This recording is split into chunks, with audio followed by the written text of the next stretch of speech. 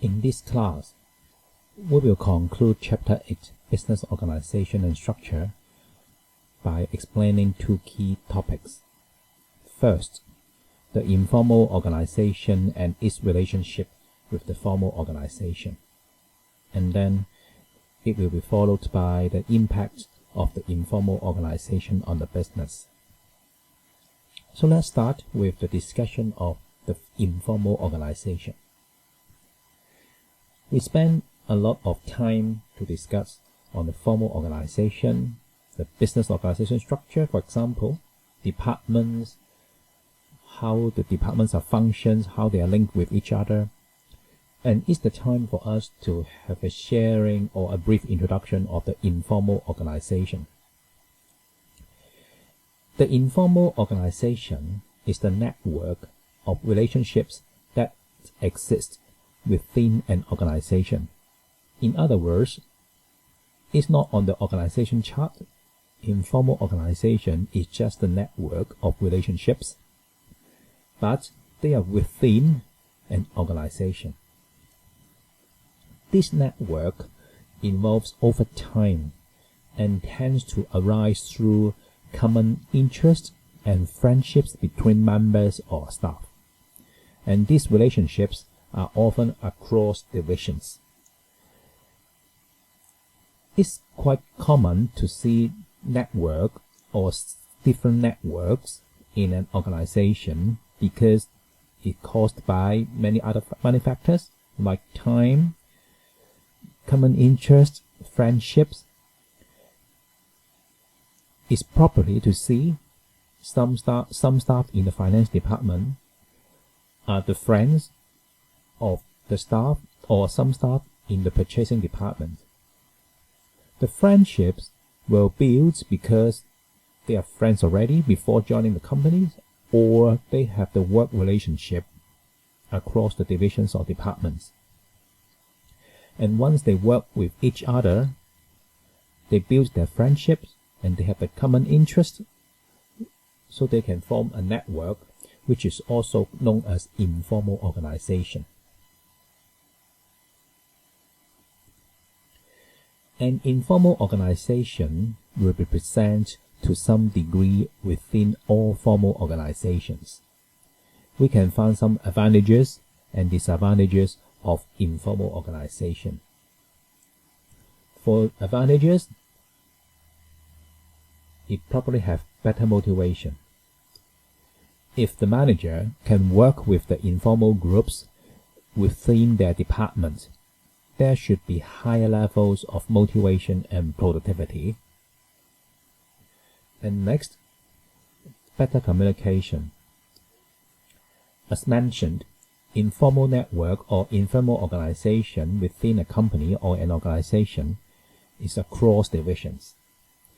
And interdivisional communication should be better through this informal network. This could lead to increased innovation, which should help the company succeed. An example is the informal organization between the staff under finance department and purchasing department can help to improve the communication even without any manager involvement.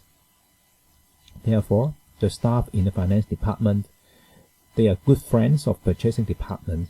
They communicate very well. They have lunch every day, for example.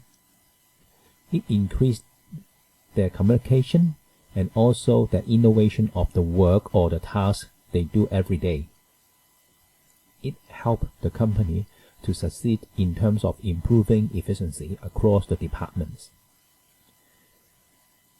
And the last advantage here is provision of social control. The informal organization may also help maintain conformity in the organization. For example, employees will be unlikely to dress too casual if others in the company are likely to disapprove. And for disadvantages, one of the disadvantages is inefficient organizations. If the formal organization or the formal structure is in conflict with the informal structure, the organization may end up being inefficient at meeting its objectives. This can arise, for example, from formal lines of communication being blocked, as informal lines of communication are more efficient and become more important. It can be found by the gossip between one department staff and the another department staff. Even with the formal communication from the head of the department, sometimes it's no use because the people in the informal group or informal organization, they have already the consent or mutual understanding on the aspect or on the issue in which the formal structure or the formal communication is not effective on this way. Next, opposition to change can be intensified. If a manager tries to implement change, he or she may find opposition from not only the formal, but also the informal organization.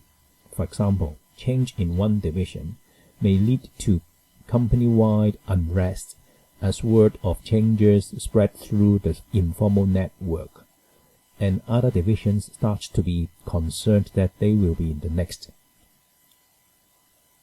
It's one example of why the informal organization have the impact or even an obstacle to change in an organization. The third disadvantage is the grapevine effects, where potentially inaccurate information or rumors spread through the informal organization.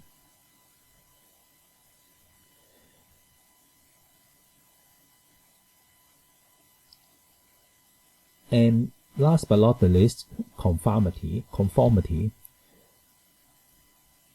The informal organization may also encourage conformity. This means that employees may be unwilling to perform too well in case it shows up less productive members of staff. This will harm the efficiency of the organization.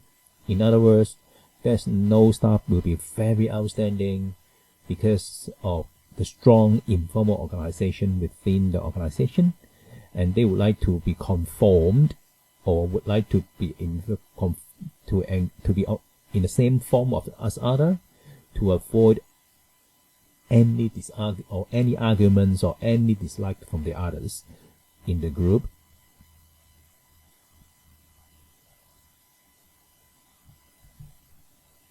So now let's move on to the final topic of Chapter 8, the business organization and structure. We talk about the impact of the informal organization on the business. The informal organization can either enhance or hold back the business. It depends. And managers need to be aware the informal structure. So the managers have to aware the informal structure exists in an organization, and they need to ensure that first adapt the formal structure to complement the informal one. So they have to accept that it is an informal structure, but they have to adapt the formal structure to complement the informal one, or to maintain a looser formal structure so that the informal structure can thrive. It is easy to understand. You cannot stop it and third, at the very least, take account of the informal structure in decision making. One example is, imagine if a manufacturing department has two informal groups and it sees the overall productivity or the output of the manufacturing department decrease over time, and the decline cannot be solved by changing of the formal structure. It may be caused by two informal groups that they are not happy with each other, for example, so it cannot help the productivity. Even worse, it hurts the productivity. Rather than changing the formal structure, the manager can help to solve it by provide training, and for each training team, the team members should be a mix between two informal groups. It helps to solve it, especially on the communication issue, and hopefully the productivity of the manufacturing department can be improved in the future after the good communication encouraged.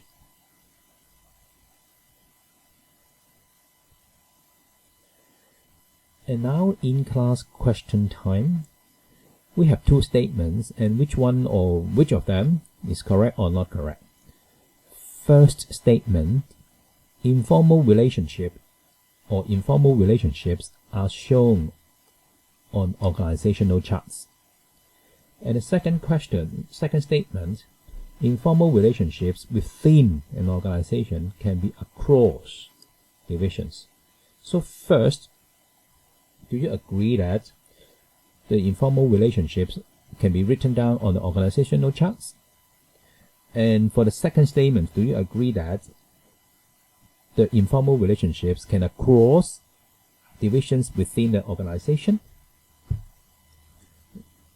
We have discussed on the relationship with the formal organization in this class. So you can think about it and answer this question by picking the right choice.